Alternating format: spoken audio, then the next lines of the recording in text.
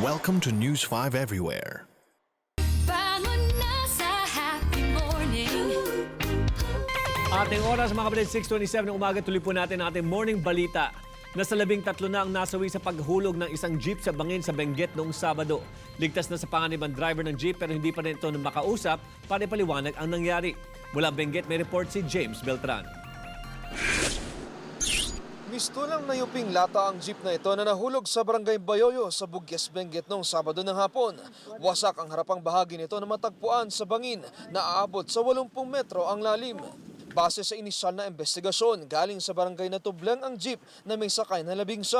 Pero pagdating sa bahagi ito ng Halsema Highway, bigla raw umulan at kumapal ang hamog kaya naging madulas ang kalsada.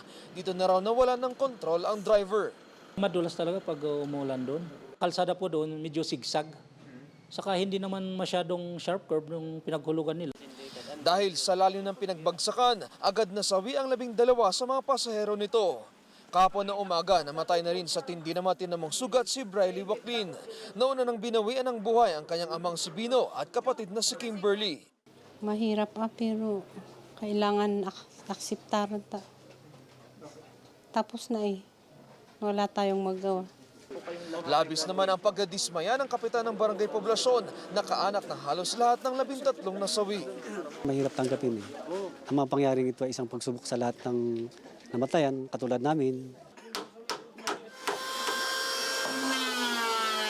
Kagabi, naabutan pa naming binubuo pa ng mga residente ang mga kabaong ng kanilang mga kaanak. Ang malabi, pinagtulungan ng mga residente na ilagay sa kabaong at hinayaang nakabukas. Nag-aalay din sila ng 2 baboy. Kailangan kahoy ang bahay ng namatay. Magagalit yung patay kung may bakal kasi yung bakal daw nagraras. Maayos na ang kondisyon ng 5 nakaligtas, kasama na ang driver ng jeep na nakilalang si Ambrosio Menzi Jr. Hindi pa rin makausap at napapagaling pa rin sa Benguet General Hospital ang driver ng jeep. Magiging susi daw ang kanyang testimonya sa investigasyon ng mga pulis para malaman nga kung bakit nga nangyari ang aksidente. Mula rito sa Benguet, James Beltran, News 5. Be sure to come back. News 5 Everywhere. Copyright 2013.